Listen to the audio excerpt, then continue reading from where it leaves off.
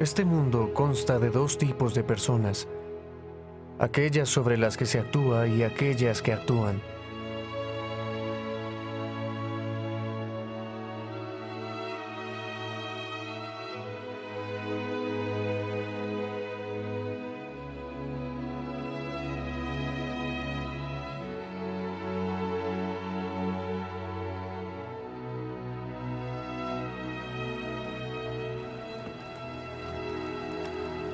Mi padre, un cantero llamado John Rowe Moyle, siempre fue alguien que actuaba. Él y mi madre, Philippa, se convirtieron debido a un artículo publicado por un enemigo de la iglesia que le causó tanta curiosidad que estaba determinado a aprender más. Pero puede estar seguro de que esas acusaciones son falsas. Accedieron a bautizarse la misma noche en que se les enseñó el Evangelio. El 11 de abril de 1856, la familia dejó Plymouth, Inglaterra, y siguieron el llamado de ir a Sion. Después de llegar a Boston, fueron a Iowa City en ferrocarril, donde mi padre esperaba comprar una carroza para cruzar las planicies hasta Salt Lake. Cuando supo que no había ninguna, se les presentó otro modo de viaje.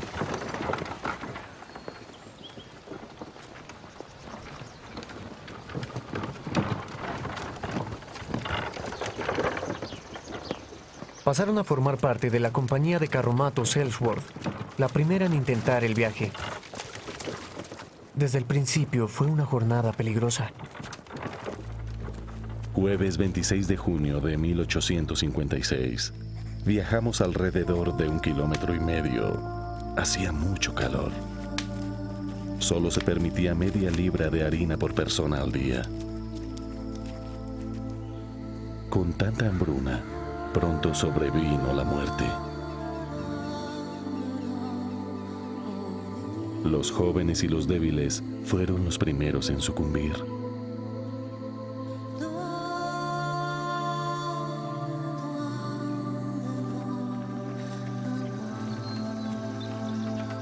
...26 de julio de 1856... Un rayo mató a Henry Walker mientras sujetaba la barra de su carromato. Acarrearon su cuerpo a 3 kilómetros del campamento y lo enterraron allí. Cuando lo vi muerto, pensé en sus palabras en una reunión de oración 2 o 3 días antes. Dijo: prefiero morir con mis manos en mi carromato con la vista puesta en Sion que flaquear y quedarme por el camino.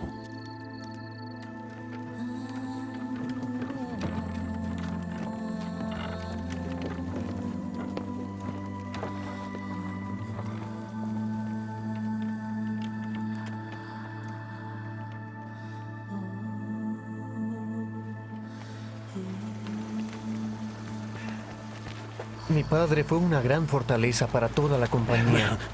Estefan, ayuda a los demás. Estaba tan preocupado de importunar a los demás que rehusaba dejar que otros empujaran o tiraran de su carro.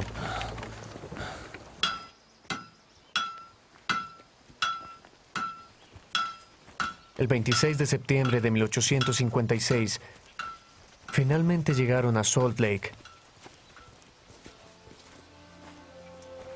Para todos aquellos que vieron el estado precario de la compañía, era muy evidente lo difícil que había sido la travesía.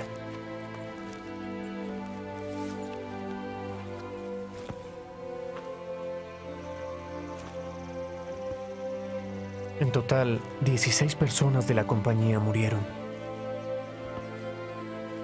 Uno de los consejeros de Brigham Young, Jedediah M. Grant, lloró cuando miró las manos de mi padre, todavía firmemente agarrado a la barra de su carromato como si fueran las garras de un pájaro. El Fondo Perpetuo para la Inmigración me permitió a mí, James Moyle, venir antes a Salt Lake. Mi padre me había enseñado el oficio de cantero y yo había trabajado y ahorrado para traer a mi familia a América.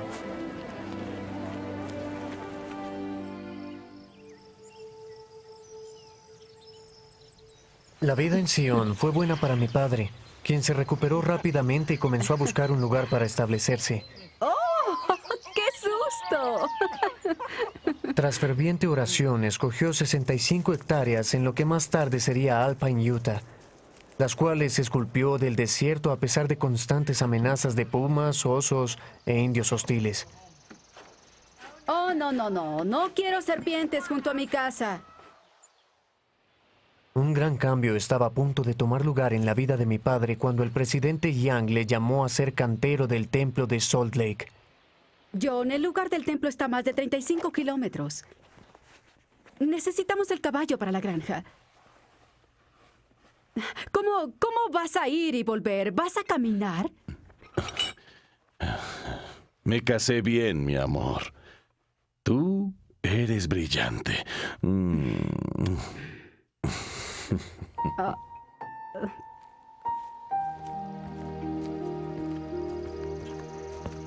Él sabía que el Señor provee el camino para llevar a cabo las cosas que pide, y mi padre nunca ponía excusas.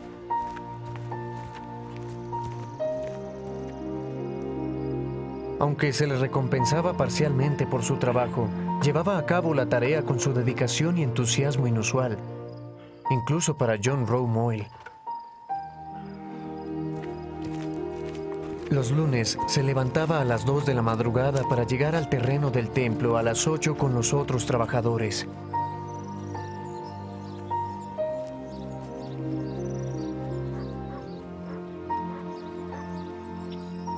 Yo recién me había casado y vivía en Salt Lake. Mi padre se quedaba con nosotros durante la semana y luego comenzaba su viaje a casa cuando terminaba su trabajo el viernes por la tarde. Lo sabía.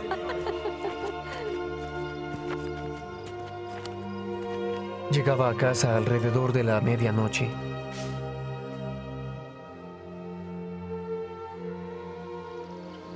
El sábado era su único día en la granja para hacer los quehaceres necesarios en las 65 hectáreas. Esa era su vida. Semana tras semana, mes tras mes, y así, año tras año. Hasta hacerlo por casi 20 años.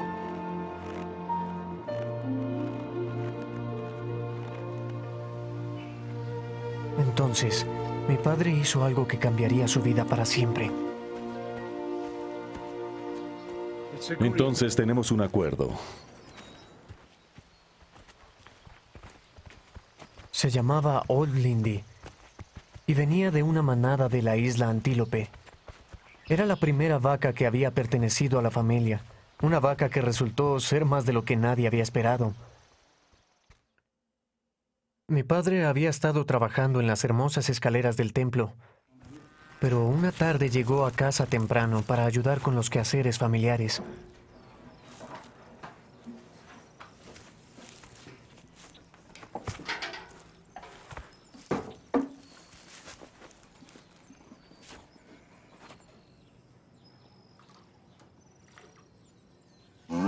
Oh, Lindy. Pórtate bien.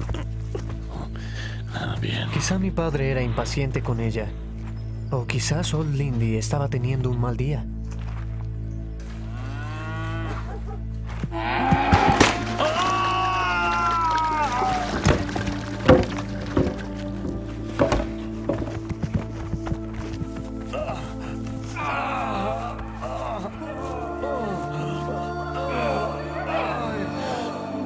La patada de Lindy le causó una terrible fractura abierta y el hueso le atravesó la piel. La única opción era amputar.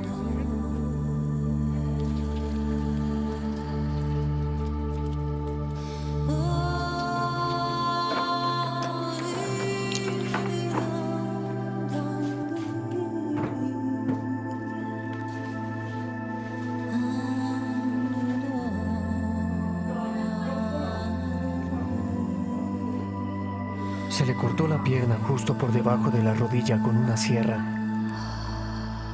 Aunque la amputación fue terrible, el mayor miedo era la infección.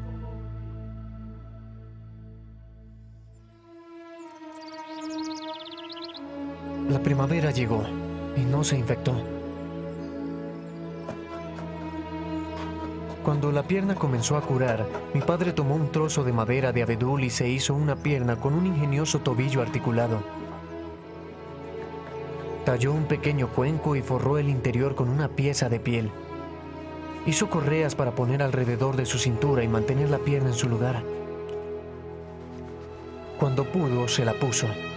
Y a pesar del dolor, caminó alrededor de la casa con esa pierna hecha a mano.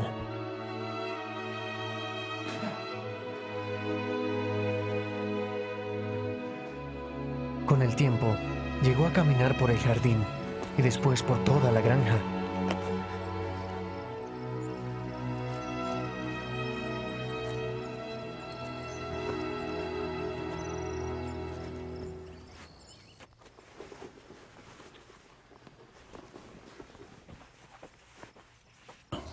John, ¿qué haces? Estoy empacando. ¿A dónde vas? A Salt Lake. John, ¿por qué tienes que ir a Salt Lake? Bueno, no recuerdo que me hayan relevado como cantero. ¿Y tú? Mi dulce y querido esposo, hay suficiente trabajo que hacer en el reino aquí. Tan solo eres un cantero. Estoy segura de que el Señor tiene suficientes personas en Salt Lake para continuar con ello. Pero es mi llamamiento. Y los llamamientos rara vez son convenientes, amor.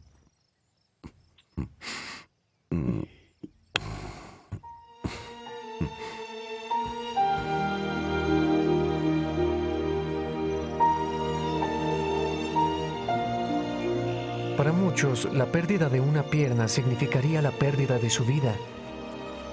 Pero no para John Rowe Moyle. Mientras pudiera respirar, continuaría cincelando los obstáculos que se le pusieran enfrente.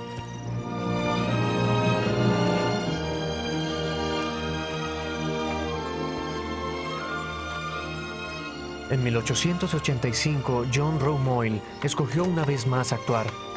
A los 77 años, cojeó los 35 kilómetros al templo de Salt Lake y escaló los 30 metros de andamiaje y continuó su labor como cantero del templo de Salt Lake.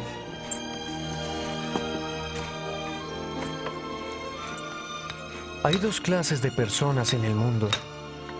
Observé a mi padre por muchos años y era de la clase que actúa.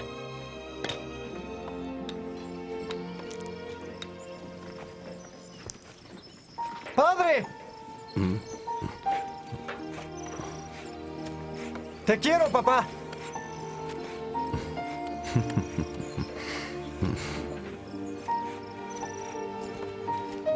John Rowe Moyle nunca vio el templo finalizado. Falleció en 1889, 4 años antes de la dedicación. Pero su artesanía, tallada en lo alto de la pared oriental y escrita por un profeta siglos antes, continúan viéndola millones de personas. John Rowe Moyle no solo tallaba palabras, estaba grabando en piedra lo que le motivaba a actuar. Santidad al Señor.